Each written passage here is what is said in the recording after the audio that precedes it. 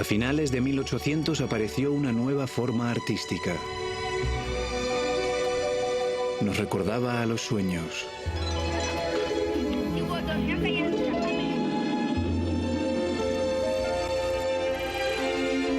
El cine es una industria global multimillonaria, pero no la mueven ni la taquilla ni el entretenimiento, sino la pasión, la innovación. Así que viajaremos para encontrar esas innovaciones. Las veremos en Stanley Donen, creador de Cantando bajo la lluvia, en Jane Campion en Australia, en las películas de Kyoko Kagawa, que apareció en la que podría ser la mejor película de la historia, en Amitabh Bachchan, el actor más famoso del mundo, y en las películas de Scorsese, Spike Lee, Lars von Trier y Akira Kurosawa. Bienvenidos a la historia del cine, una odisea. Una historia épica de innovaciones durante 12 décadas, 6 continentes y 1000 películas.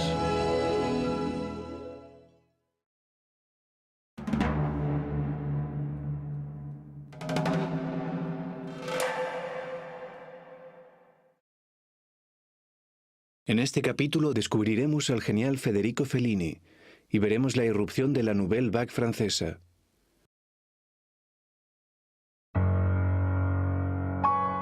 Las tensiones que había en Europa en los años 50 empeoraron al final de la década. La vida se volvió más sexual. Alemania Oriental construyó el muro, aumentaba la pesadilla nuclear. Y los cineastas tenían que afrontar todo eso y el hecho de que hiciera 60 años de la proyección de la primera película en Francia.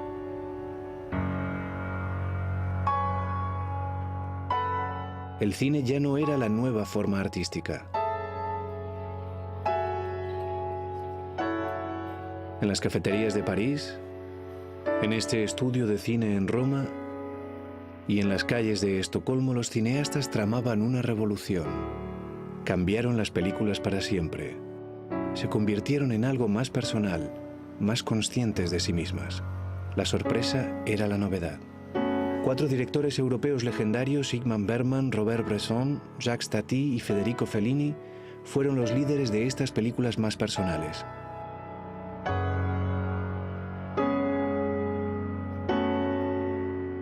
En Estocolmo, en los años 50, se levantaba el telón de unas películas muy personales dirigidas por un cineasta para quien el cine era como el teatro. Era Ingmar Bergman, el director danés Lars von Trier. He visto todas las películas de Bergman.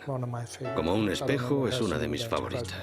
No sé qué relación tiene con Anticristo, pero Bergman ha tenido gran influencia en mi trabajo. Es un genio de las palabras. Creo que su última película se llama Saraband o algo así. No será una gran película, pero debe de ser buena porque es suya. El guión es muy bueno. En el Archivo Cinematográfico de Suecia hay un dibujo que Bergman hizo para su familia cuando era un niño. El hermano. ¿El de los libros es Ingmar? Sí, aprendiendo. El cartel dice que su padre es muy autoritario. Bergman aparece rodeado de libros. Fijaos en este dibujo.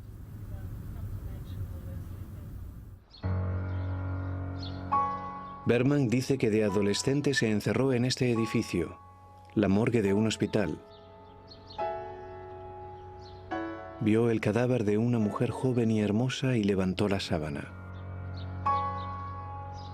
Estuvo a punto de tocarle los genitales.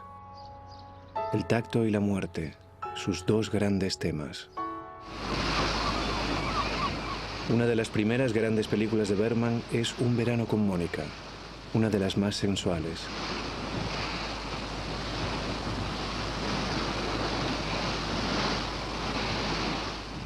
La sexualidad no era el único toque moderno. Bergman permitió que Harriet Andersson mirara directamente a cámara.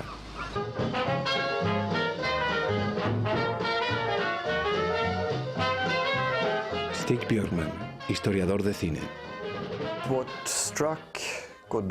Lo que impactó a Godard y a algunos de sus compañeros de la Nouvelle Vague fue la frescura con que había rodado la historia y esa escena tan osada en la que Harriet Anderson mira intensamente a cámara y ésta se le acerca. Bergman oscurece el entorno. Era un recurso cinematográfico que no se había usado hasta entonces. Esta escena de su película más famosa de los 50, El séptimo sello, muestra la evolución de su pensamiento. Det så grymt otänkbart att fatta Gud med sina sinnen? Varför ska han gömma sig i en dunstkrets av halvuttalade löften och osedda under? Hur ska vi kunna tro på de troende när vi inte tror själva? En la Edad Media, en pleno apogeo de la peste negra, un caballero regresa de las cruzadas atormentado por la mortalidad. Varför kan jag inte döda Gud inom mig?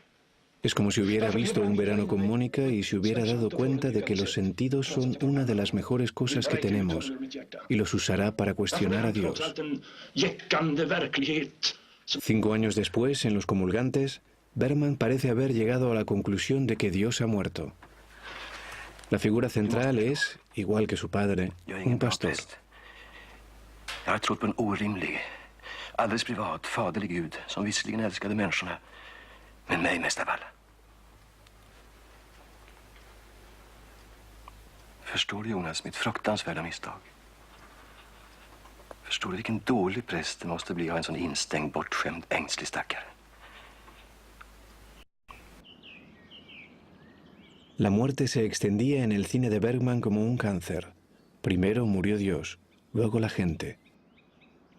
Los comulgantes nos recuerda que sus obras son autobiográficas, muy personales. La mujer de Bergman, Ellen Lundström, sufría de eczemas. Cuando discutían, él se quejaba de sus eczemas. Veamos esta escena del pastor con la profesora que está enamorada de él. Jag är trött på dina omsorger. Ditt pjoller. Dina goda råd. Dina små ljusstakar och bårdukar. Jag är utledsen på din närsynthet. Dina fumliga händer. Din ängslighet. Dina ängsliga ömhetsbetygelser. Du tvingar mig att sysselsätta mig med dina fysiska omständigheter. Din dåliga mage. Ditt eksem. Dina dagar. Din förfrusna kind.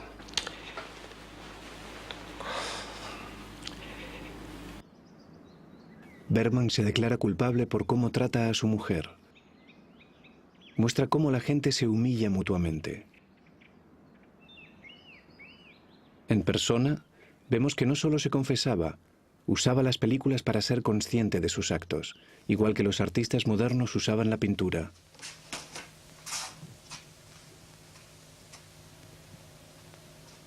Hacia el final de Persona, la película se fragmenta y parece que libere una serie de imágenes que había reprimido. Charlie Chaplin, un clavo atraviesa una mano, un ojo.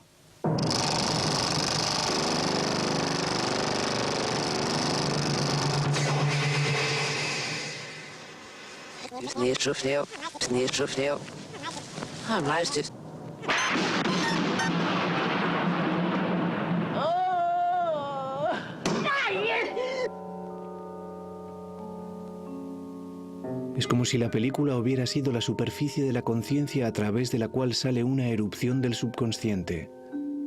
Ridícula, violenta e inquietante. La película no solo contaba la historia, era la historia. El gran tema de la historia del nuevo cine en esos años. En los años 70, Bergman llevaba 30 años haciendo películas. Siguió refinando sus ideas. Pasó varias décadas filmando caras bonitas en las que veía el dolor y la fealdad. Algo sobre Suecia, o sobre la vida en general, sobre la soledad, la mortalidad y la frustración. Las caras eran símbolos para Bergman, tanto en un escenario como proyectadas o como sacadas de una linterna mágica. Escribió todas las películas en una libreta como esta. Estas están en blanco en el Instituto de Cine de Suecia, símbolo de las películas que no hizo.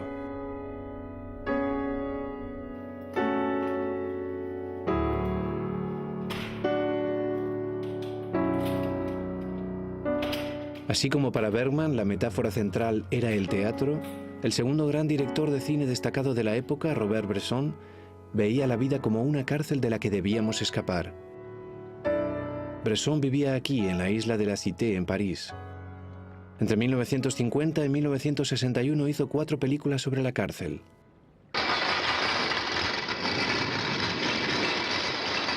Una de ellas era Pickpocket. En esta escena, el carterista entra en la Gare de Lyon, en París, para robar.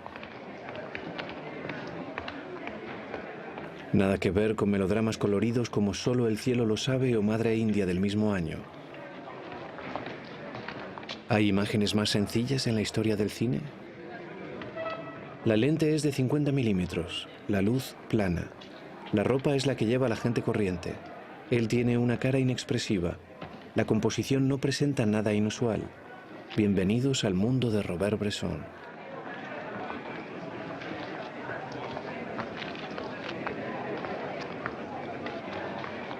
Bresson escribió: uno no crea añadiendo cosas, sino quitándolas. Y sigue esa norma a pies juntillas. La expresividad desaparece.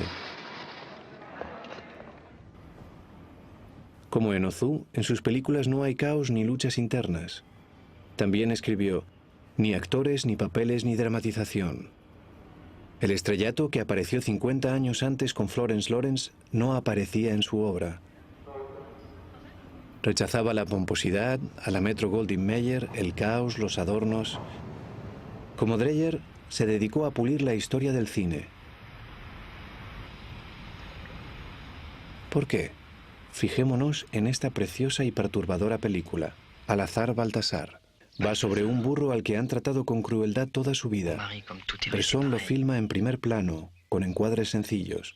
El burro es inexpresivo, evidentemente. No podemos leer sus sentimientos. El carterista es inexpresivo como el burro. Al eliminar todo el material, eliminando los excesos de los últimos 60 años, Bresson pretendía aludir a lo que llamaba la mano invisible que dirige lo que ocurre. La mano de Dios. Sus películas van sobre el camino hacia Dios. Para él, el cine era un camino para alcanzar la bendición. Esta era su iglesia. Una vez, paseando por los jardines junto a Notre Dame, se fijó en algo. Escribió: se me acercaba un hombre que se fijó en algo detrás de mí, algo que yo no veía. Se le iluminó la mirada. Si al mismo tiempo que lo vi hubiera visto a la mujer y al niño que corrían hacia él, su cara tan feliz no me habría impactado. Ni siquiera me habría fijado.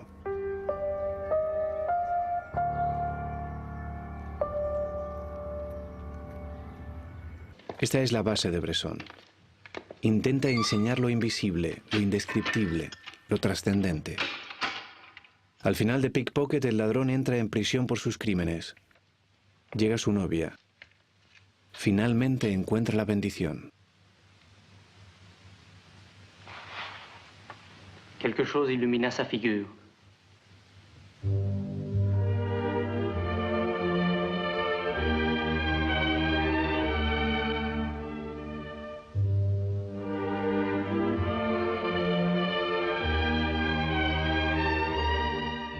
Aquí es donde la metáfora de la cárcel de Bresson se descubre en todo su esplendor. Oh Jeanne, pour aller jusqu'à toi, quel drôle de chemin il m'a fallu prendre.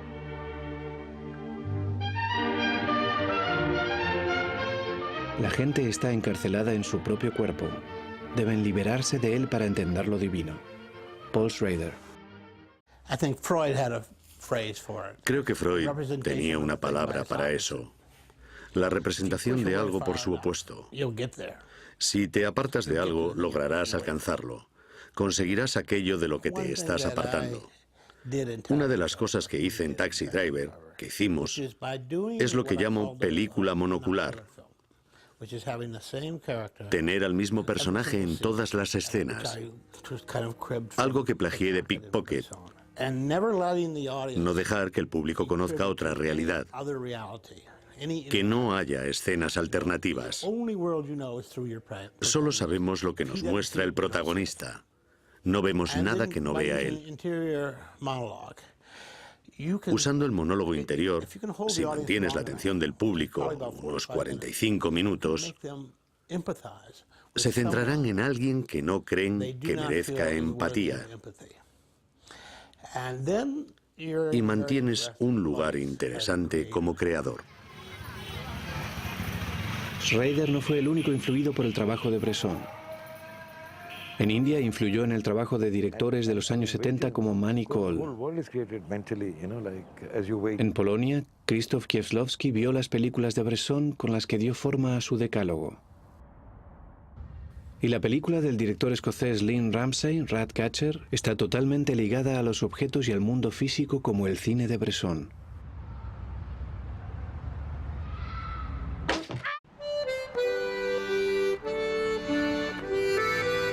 También de Francia es el tercer cineasta inclasificable de los 40 e inicios de los 50, Jacques Tati.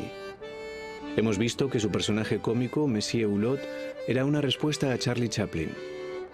Hulot se inclinaba hacia adelante y los pantalones le iban cortos.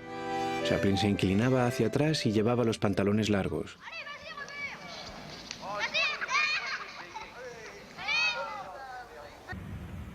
Tati conoció a un peluquero que se llamaba Lalouette, un chapucero, un bruto, un pobre tonto en quien se inspiró para crear a Hulot.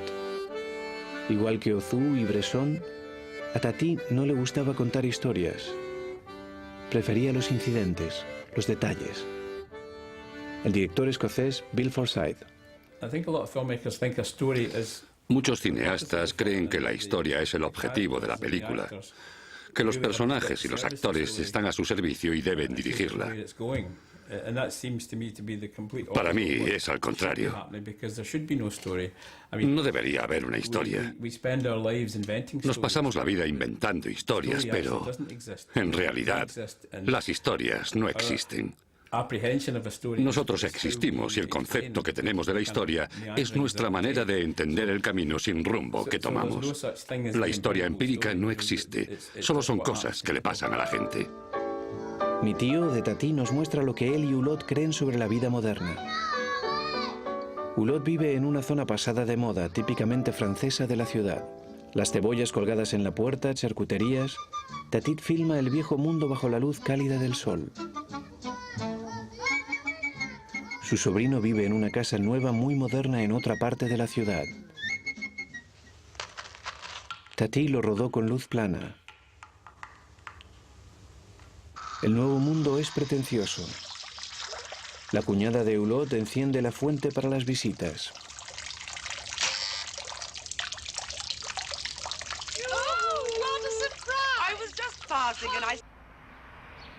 Los edificios de Le Corbusier estaban de moda en los 50.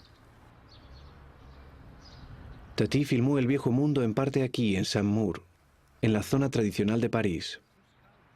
La modernidad llegaba como un tren express. A Tati el conflicto le parecía delicioso y divertidísimo. Su cine se burlaba de la modernidad. Igual que Bresson, filmaba con un rigor extraordinario. Nunca usaba los primeros planos. Quería mostrar la sociedad con toda la perspectiva, su comedia de costumbres. A veces hacía aparecer un detalle clave en un rincón.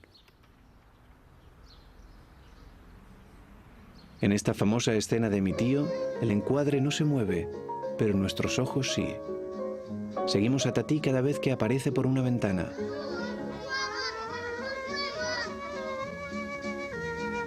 La gente parece solitaria en sus películas.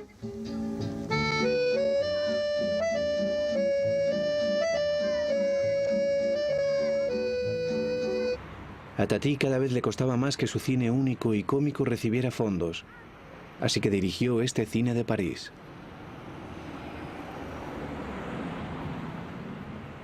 En nombre, El Arlequín, nos lleva hasta el cuarto cineasta moderno y personal de los 50. El mundo de Bergman era un teatro, el de Bresson una cárcel y el de Tati un rompecabezas de escenas y momentos. El mundo de Federico Fellini era un circo. Se unió a uno a los 7 años, en 1927. Le encantaban los colores del circo, ese mundo artificial. El mundo del circo era majestuoso. Llevó su amor por el circo hasta Cinecittà, el legendario estudio de Roma.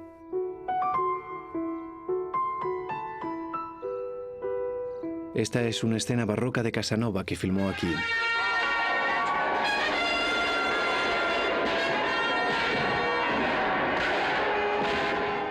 A Cinecittà, que fue su casa, llevó cosas del mundo real, de su infancia, incluso el neorrealismo. Y dibujó otros mundos.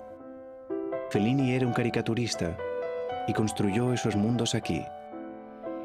Este es el maestro De Angelis, que hizo algunos de los objetos de sus películas.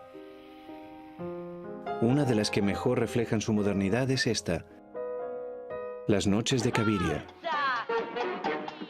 Su esposa, Giulietta Masina, es una prostituta que vive de noche, lleva plumas y baila para los chicos.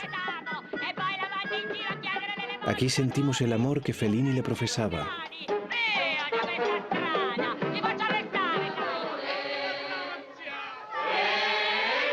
En la segunda mitad de la película, la grandeza de Fellini se hace evidente.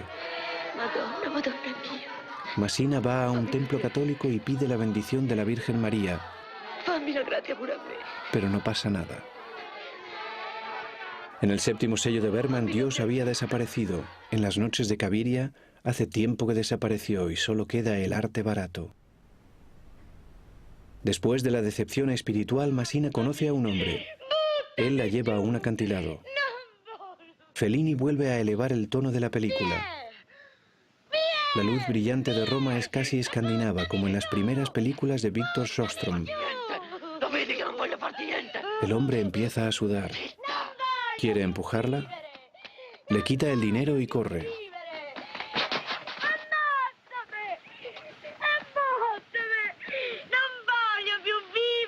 Vuelve a la carretera. Está sola. Tiene manchas de rimen en las pestañas. Aparece un grupo de músicos adolescentes. Sonríe levemente. Los sentimientos se solapan en esta escena.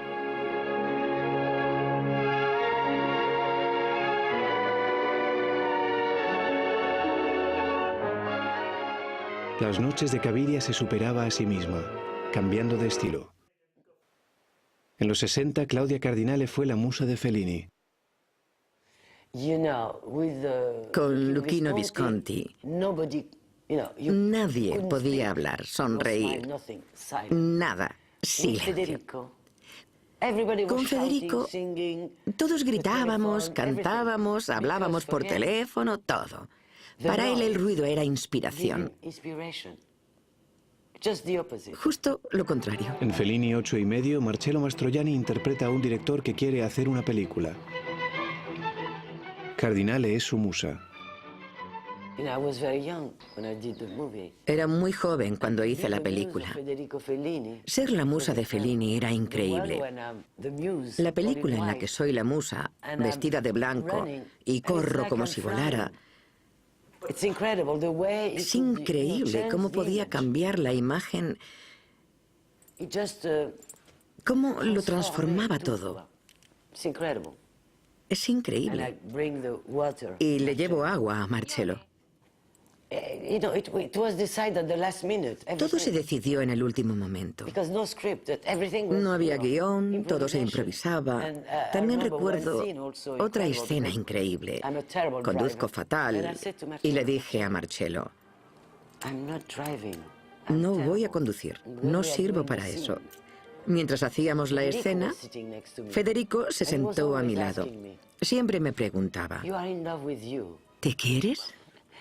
Es a quien debes querer siempre.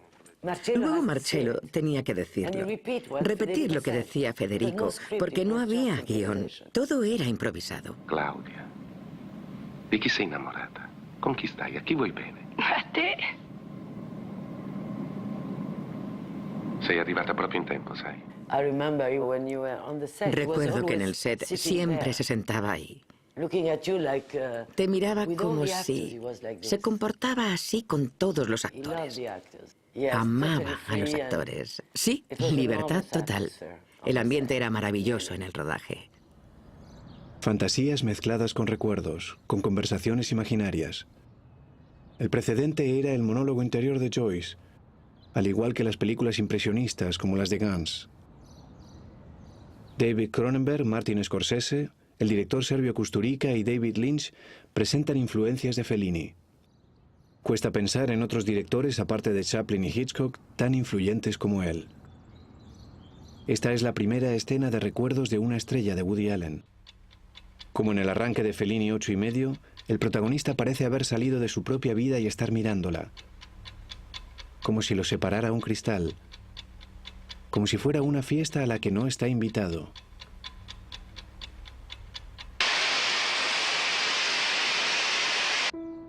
Nadie, ni siquiera Méliès o Cocteau, era capaz de blandir la varita mágica como Fellini.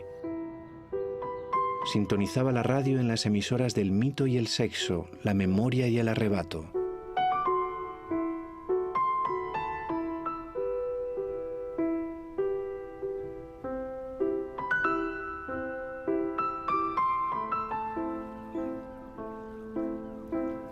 Bergman, Bresson, Tati y Fellini lograron ampliar los límites del cine europeo de los 50 y los 60. Pero los cineastas franceses lo bombardearon. El cine ya había experimentado cambios antes, en los años 20, y ahora con el neorrealismo italiano. Pero esta vez sería muy importante. Los bombarderos, los directores de la Nouvelle Vague, que veían las grandes películas aquí en la Cinémathèque Française. Este era el combustible para sus misiles. Se reunían en cafeterías como esta y mezclaban su pasión por el cine con las nuevas ideas sobre el existencialismo. Una combinación explosiva. Paul Schrader. Las películas eran cada vez más una iniciativa intelectual. Aparecía la primera generación de cineastas de facultad, la primera generación de directores que salen de la universidad.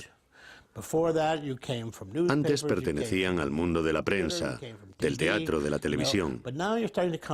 Ahora eran amantes del cine.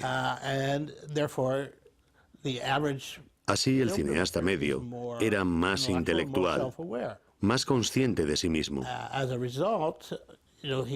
Como consecuencia, se empieza a fijar en Europa, porque era una tradición viva en ese momento, la idea del cine intelectual y el cine de autor. Todo eso. La primera gran directora de la Nouvelle Vague, Agnès Varda, hizo esta película que capta el espíritu del movimiento. El concepto de ir a la deriva en las ciudades modernas. Cleo de 5 a 7 empieza en blanco y negro y en color, cuando una tarotista le dice a una mujer que tiene cáncer. Oui, c'est grave, mais il ne faut rien exagérer. Tirez encore une carte. La mujer, perturbada, sale a la calle. Hay tomas de su punto de vista, calles reales, gente de verdad. Se pierde en sus pensamientos. Se va a un parque. Cada vez está menos cabizbaja por el diagnóstico. Parece más bien despreocupada. Conoce a un hombre. Se pierden mutuamente en el mundo del otro. La mujer empieza a sentir algo parecido a la felicidad. Varda captó el flujo de sus pensamientos, su impredecibilidad. Je regrette de partir. Je voudrais être avec vous. Vous y êtes? Il me semble que je n'ai plus peur. Et il me semble que je suis heureuse. La aparición de los pensamientos era muy moderna. El director Alain Resnais también hizo una película sobre una pareja sin rumbo. En esta escena del año pasado en Marienbad, un hombre recuerda cómo miraba a una mujer. Je vous regardais. Vous ne faisiez pas un geste. Je vous ai dit que vous aviez l'air vivante. En guise de réponse, Pero la película cuestiona qué es verdad. Pour dire quelque chose, j'ai parlé de la statue. Je vous ai raconté La cámara que l'homme apunta a voulait una empêcher estatua une situada en femme el de jardín con s'avancer. balcón. Il avait aperçu quelque chose. Un danger, mais ça n'était pas incompatible. L'homme et Luego la femme vemos la ont misma vu estatua y no tiene agua enfrente. les joues droit devant eux. Il vient d'arriver en haut d'une falaise abrupte. Il retient Estas dos tomas son recuerdos del hombre que qu'elle habla. ne s'approche pas du bord. ¿Es una Il montre confusión? la mer, le- ¿O Resnais lo hizo aposta para que cuestionáramos las bases de las historias, Vous m'avez demandé les noms des la personnes. continuidad, la memoria y la verdad? Que ça n'avait pas d'importance. Vous n'étiez pas de cet avis. Et vous êtes Ninguna película había tratado la incertidumbre, au hasard. tema central de la vida moderna. Alors je dis que c'était vous et moi aussi bien. Barda y Resnais eran de izquierdas, pero este joven crítico autodidacta, François Truffaut, creía que las películas convencionales eran demasiado de izquierdas, demasiado sociales. Quería que fueran más frescas, actuales, una celebración del medio en sí mismo. En esta escena de su primera película, Los 400 golpes, un niño de 12 años está en una feria. Parece que esté en un zoótropo, un aparato en el que las imágenes daban vueltas en una caja. Los padres del chico son descuidados. Sale del colegio e intenta escaparse. A diferencia de las películas neorrealistas como Ladrón de bicicletas, Los 400 golpes no se centra tanto en problemas sociales como en sentirse vivo, lo que sí pasa en la película Cleo. Destaca la espontaneidad de la prueba de cámara con la que consiguió el papel. El sonido no es muy bueno, pero a Truffaut le encantó la frescura del chico. Recuerda a los niños de Cero en conducta de Vigo. Puis elle m'en a parlé, alors j'étais bien forcée d'avouer que je les avais pris à ma grand-mère. Alors à ce moment-là, elle m'a confisqué le beau livre que ma grand-mère m'avait donné. Puis un jour, j'ai demandé parce que je voulais le El lire. cine europeo moderno de finales de los 50 y de los 60 era cada vez más consciente de sí mismo sobre momentos fugaces y ambigüedades. Una revolución profunda. Non, je mens de temps en temps, quoi. Pero llegó este hombre, Jean-Luc Godard, el personaje más fascinante de la Nouvelle Vague francesa, el gran terrorista del cine. Cuando era joven pasaba horas en esta cafetería con una rosa, imaginando que era Jean Cocteau. Vio Pickpocket de Bresson 10 veces. Dijo que su visión de la vida era anarquista de derechas. Godard afirmó que la historia del cine era la de chicos filmando a chicas, de hombres preocupados por la mortalidad y mujeres que no lo estaban. Hemos visto que el gran crítico católico francés André Bazin había dicho que el cine era mejor si los planos eran amplios, si podemos pasear la mirada. Pero Godard era un solitario. Alguien dijo que tenía una individualidad frenética, que prefería los primeros planos porque aislaban a la gente del mundo. Y cuando Godard hizo su primera película, ¿qué aspecto tenía? Este, un ladrón de coches con una novia americana. Primeros planos tomados por Raoul Coutard, que usaba rollos de película cortos para cámara fija. Corta la parte posterior de su cabeza. El mismo ángulo, la chica, el pelo, la misma velocidad. Otro corte. Tal como hemos visto desde la época de Edwin Porter, con The Life of an American Farmer, los cortes siempre servían para mostrar otra cosa. Pero Godard usa los cortes para enseñar lo mismo, solo que con la luz desde otro lado o con un fondo algo diferente. Ya se habían usado saltos en otras películas. En esta película rusa, por ejemplo, mostraban la inquietud mental de un hombre.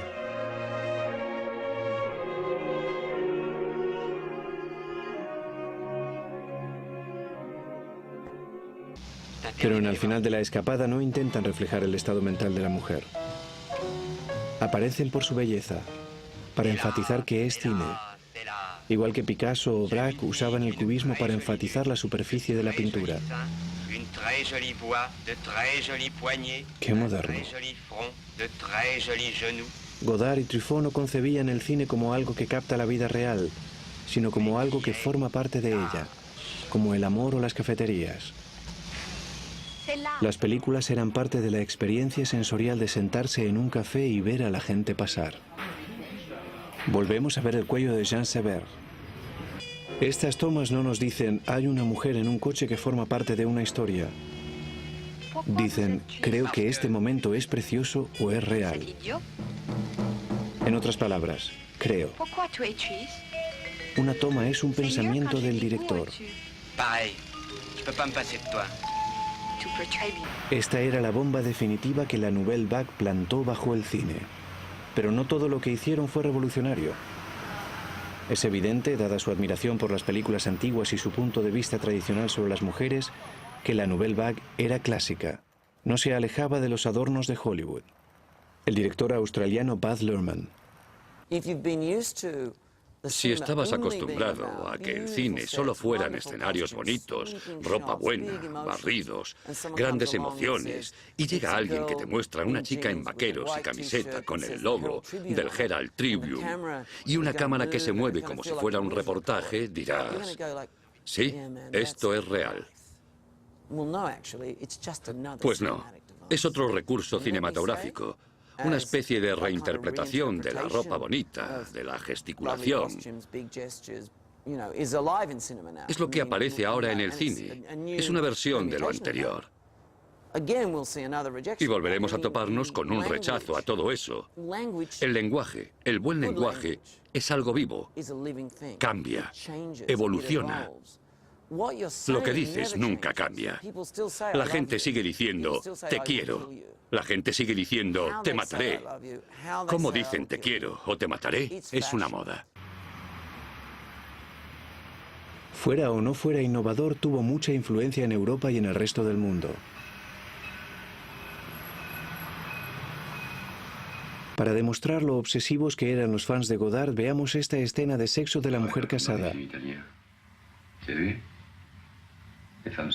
Y luego una de American Gigolo de Paul Schrader.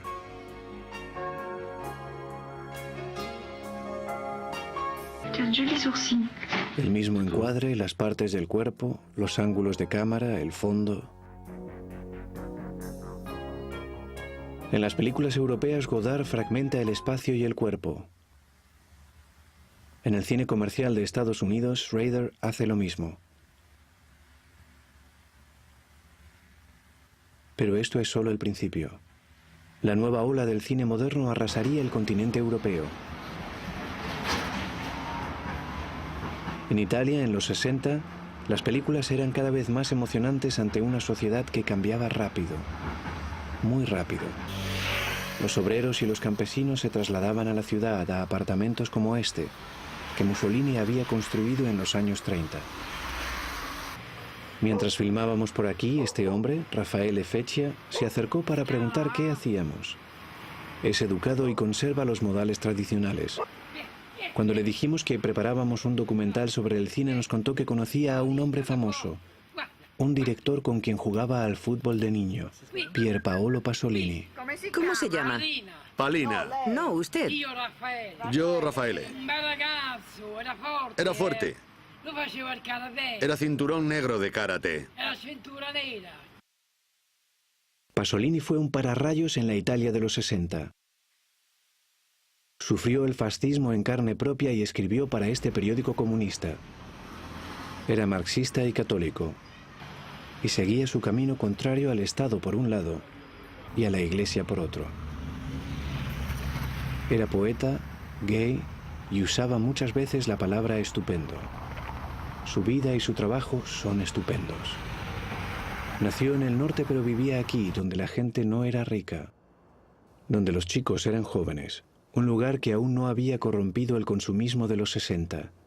Acatone, su primera película como director, captaba sus experiencias vitales de forma apasionada.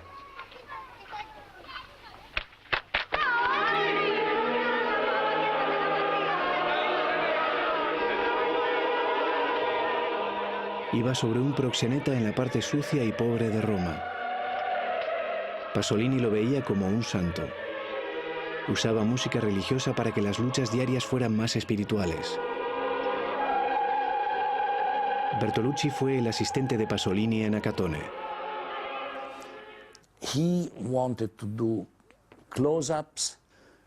Quería hacer primeros planos, tomas fijas, planos medios. La cámara no tenía ruedas como la mía, que siempre lleva.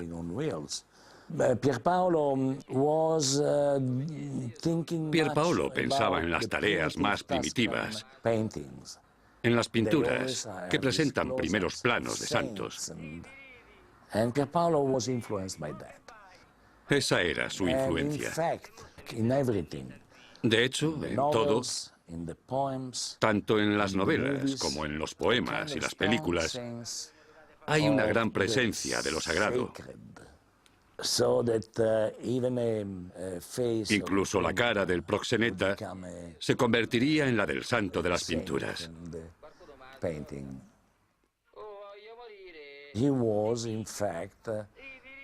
Era una persona muy religiosa. Pero no en el sentido de ir a la iglesia. Era religioso en su modo de enfrentarse a la vida, al misterio de la vida. En una época consumista y secular como la suya, era muy valiente. Acatone era moderna por su seriedad y austeridad. Durante su estreno fue boicoteada por los fascistas. 2 años más tarde, Pasolini hizo una película que desafiaría la imagen etérea de la Virgen María en el arte católico. El Evangelio según San Mateo retrata a la Virgen así, sin ornamentos, austera.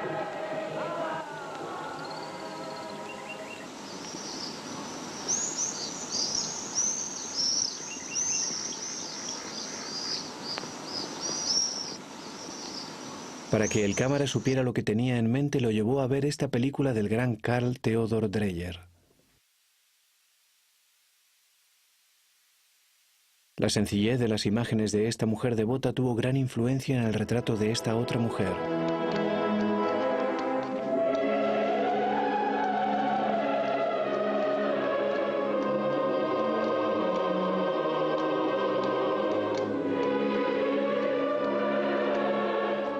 Pasolini quería desnudar el cine y la vida. Creía que el consumismo ganaba la batalla, que este tipo de gente se convertía en esto.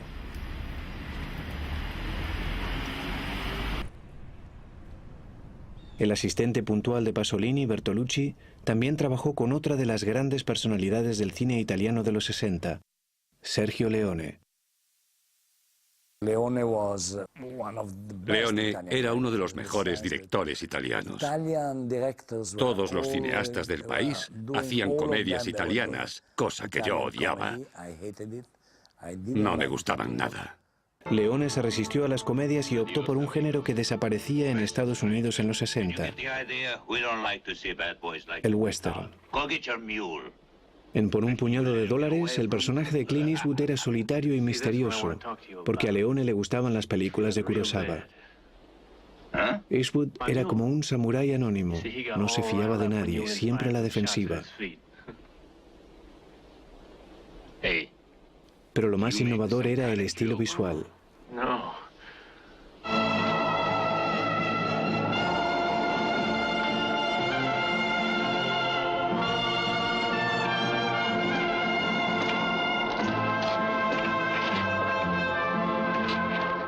Aquí el fondo y el primer plano están lejos pero en foco. Esto era muy raro en el cine en pantalla panorámica. Solían tener poca profundidad de campo. Leone usaba mucha profundidad porque los italianos inventaron el Techniscope en 1960. Leone fue el primer director en explotarlo al máximo. Le dio una dimensión dramática y épica a sus imágenes.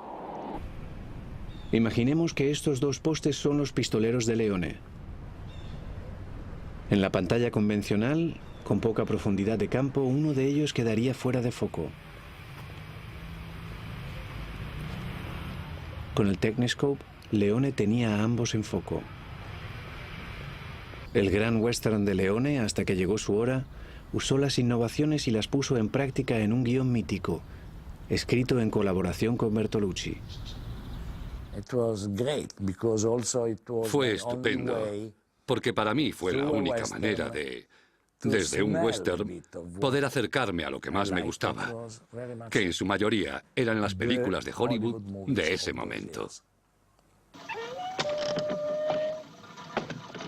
La secuencia del inicio de Hasta que llegó su hora nos muestra a dos pistoleros esperando el tren en el que llegará el hombre al que van a matar.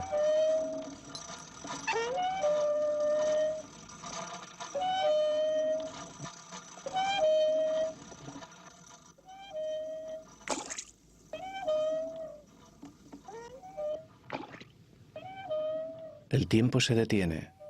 Leone canaliza el concepto neorrealista italiano de que el tiempo del cine debe ser real, como en la vida.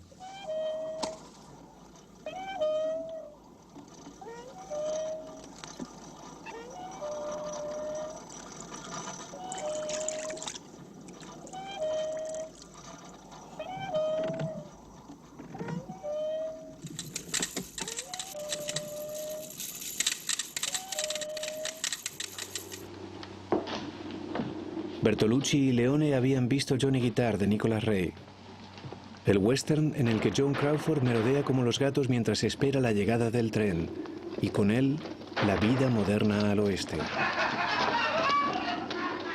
Les encantó la idea de esperar el futuro y también la usaron. En Hasta que llegó su hora, el tren también trae a Claudia Cardinale, una viuda que hereda una granja. Soy la única mujer. Estoy rodeada de hombres. Empezábamos en el tren. Estábamos en España.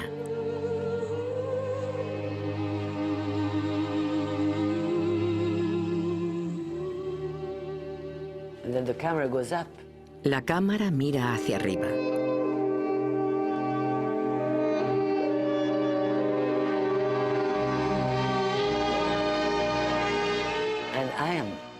Y estoy en Estados Unidos. Leone usa esta toma como si quisiera echar un vistazo a la historia de la humanidad. Inventó el uso de la cámara lenta sobre el cuerpo. También hizo algo, y en eso fue el primero. Antes de empezar la escena, ponía la música de la película. Así, enseguida te convertías en el personaje. Era el único que lo hacía. Su manera de rodar, con la cámara enfocándote el cuerpo, la cara, los ojos.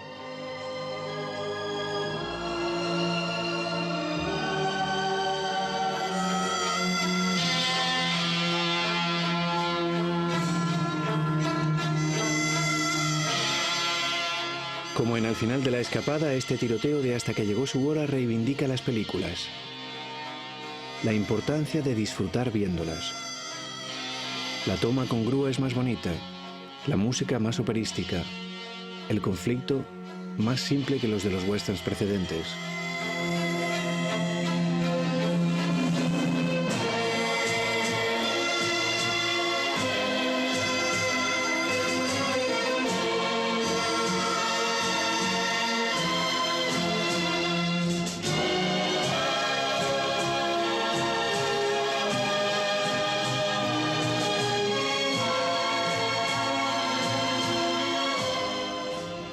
La sombra del trabajo de Leone es alargada. El mejor director de westerns de los 70, Sam Peckinpah, afirmó que él no habría sido nadie sin Leone. Stanley Kubrick dijo que Leone fue una de sus influencias en La naranja mecánica. El Romeo y Julieta de Baz Luhrmann tiene varias secuencias propias de Leone, y Scorsese y John Milius aprendieron muchas cosas de él. Pero aún hay más sobre el cine italiano de los 60. El conde don Luchino Visconte di Modrone, uno de los grandes aristócratas del país, nació y se crió en este palazzo, un lugar nada moderno. En los 30 huyó del fascismo y se convirtió en comunista. En los 50 dirigió ópera en Milán y sus películas presentan la emoción de la ópera.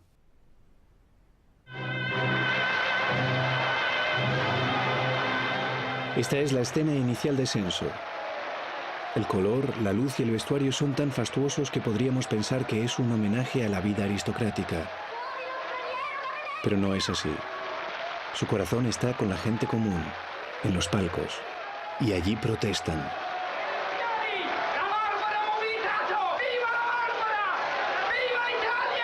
Miran a la aristocracia desde arriba.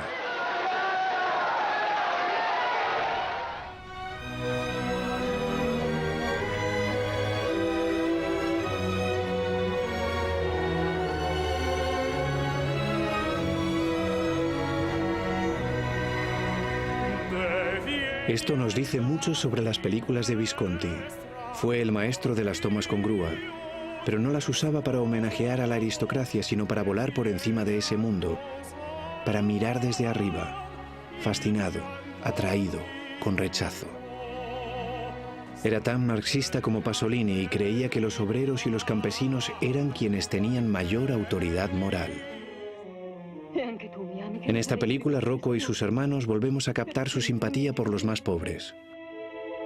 Alain Delon, a la izquierda de la pantalla, pertenece a una familia humilde que se ha trasladado al norte, a Milán, para buscar trabajo. La historia nos muestra los aspectos sociales más duros de esas vidas, pero fijaos en la belleza de las heridas de esta gente, en los aspectos cinematográficos. Ma se è questo che vuoi, ti giuro te ne pentirai. Te ne pentirai e sarà tardi. Ti odio, ti odio, ti odio, ti odio. Visconti filma desde lo alto de la Catedral de Milán. Otra perspectiva desde la grúa, podríamos decir. Filma algunas escenas desde un tranvía en movimiento, una especie de grúa de la clase obrera. Sociedad y belleza. Es como si el marxismo fuera en sí mismo una toma con grúa.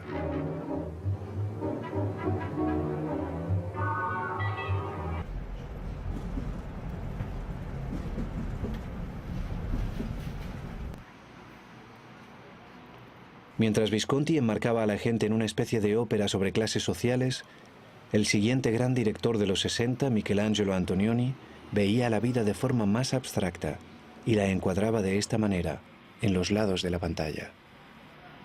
En su película de 1962, El Eclipse, Alain Delon es un agente de bolsa romano.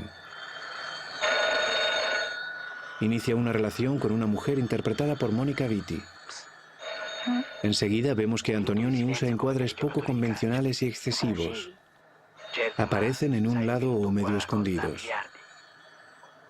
Antonioni había estudiado la pintura abstracta de Estados Unidos y sus películas parecían lienzos de la vida moderna, en los que la gente aparece de manera parcial. Diríamos que ve la futilidad de la relación entre Vitti y Delon, el vacío de la vida moderna. En el famoso final de El Eclipse, Vitti sale de la película.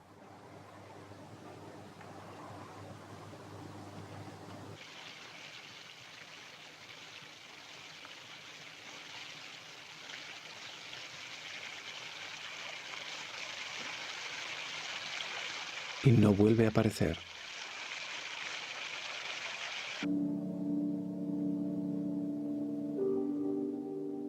En su lugar vemos sitios, esquinas de calles en las que la habíamos visto con Delon.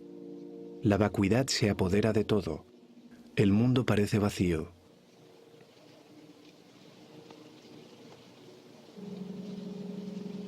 Como si todos estuvieran muertos o en casa.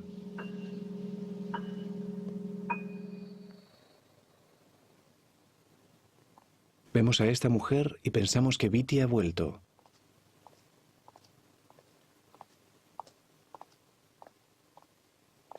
Pero no, es otro transeúnte inquieto.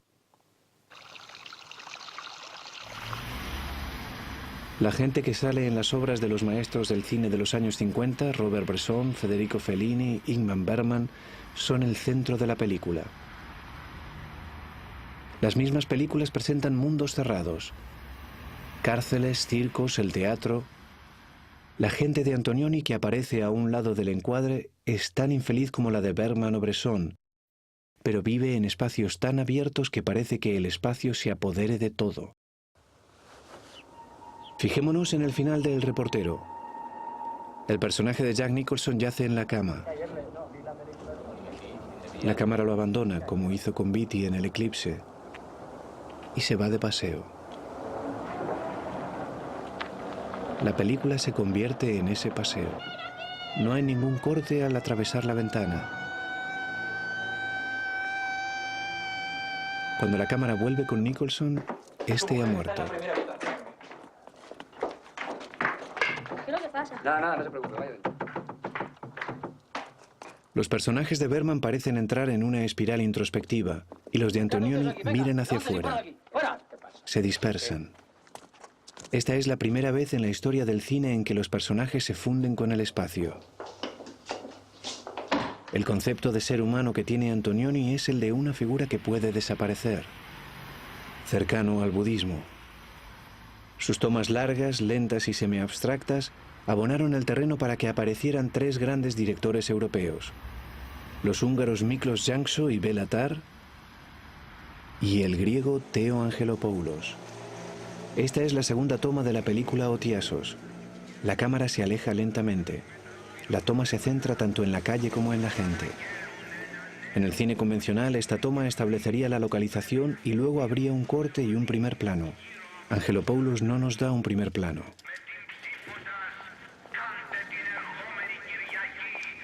Las películas de Antonioni no eran comedias, pero en otro país situado más al sur de Italia, España, la nueva oleada de los 60 se manifestó en forma de comedia.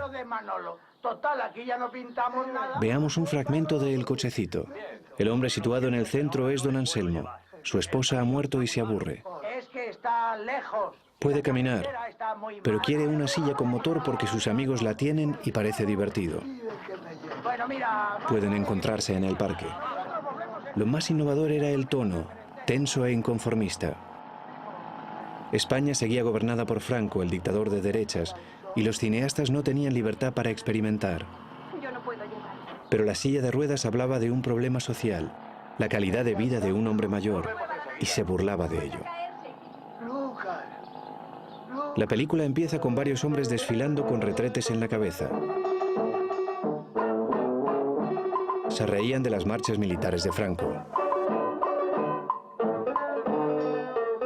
Al final, frustrado, don Anselmo envenena a su familia.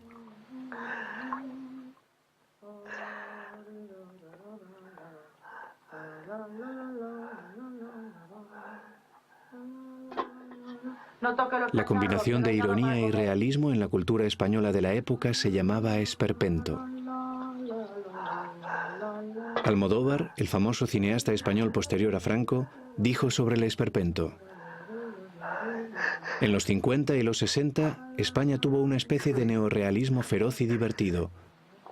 Me refiero a El cochecito.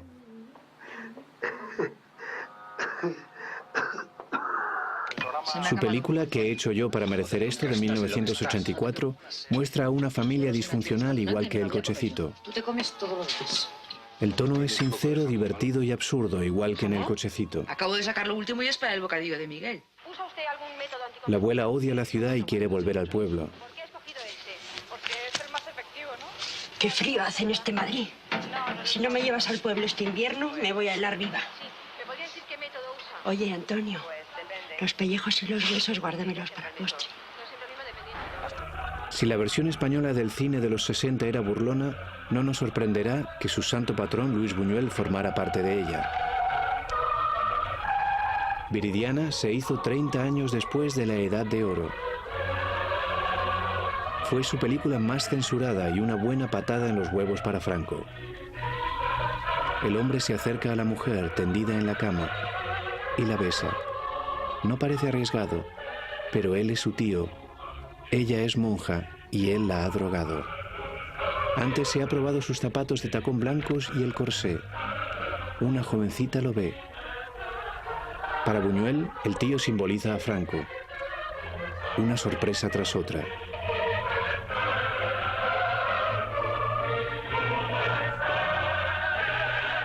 Para terminar, en Suecia, en los años 60, emergió una corriente moderna del cine. Esta película sueca, Yo soy curiosa, de Viglos Sjögman, iba sobre una joven que se enfrenta a la vida. Aquí, su creencia ferviente sobre la justicia social se desmorona tras vivir una mala experiencia personal. Cortar la escena como si hablara con Luther King es muy valiente. La política como fantasía. Hör på nu, Martin.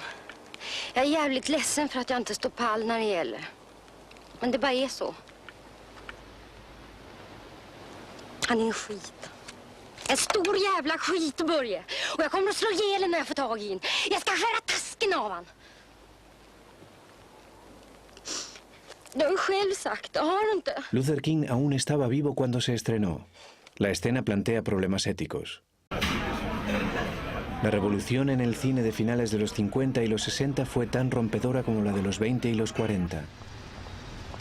Los cineastas pasaban el rato en cafeterías, lugares como este, y soñaban con películas más personales, más conscientes de sí mismas, ambiguas, furiosas e irónicas. Consiguieron esos objetivos e influyeron en el cine de todo el mundo. Pero nada dura para siempre. El idealismo de la Nouvelle Vague francesa se derrumbó. Una película rodada en esta cafetería trata sobre esa derrota. La mamá y la puta trata sobre este hombre y tres mujeres en cafeterías y dormitorios. Jean-Pierre Léaud, el chico de los 400 golpes, ya es un hombre. Y nos muestra su frustración ante la cámara. C'est lamentable comme histoire. Je ne crois pas que la vie puisse ressembler à ces mondes mystérieux où on ne peut plus jamais revenir quand les portes se sont fermées. Se tapa los ojos. J'aurais préféré qu'elle meure, qu'elle se suicide. Un peu plus Los tard, sueños del cine europeo de los 60 habían muerto, pero acababan de nacer en otro lugar.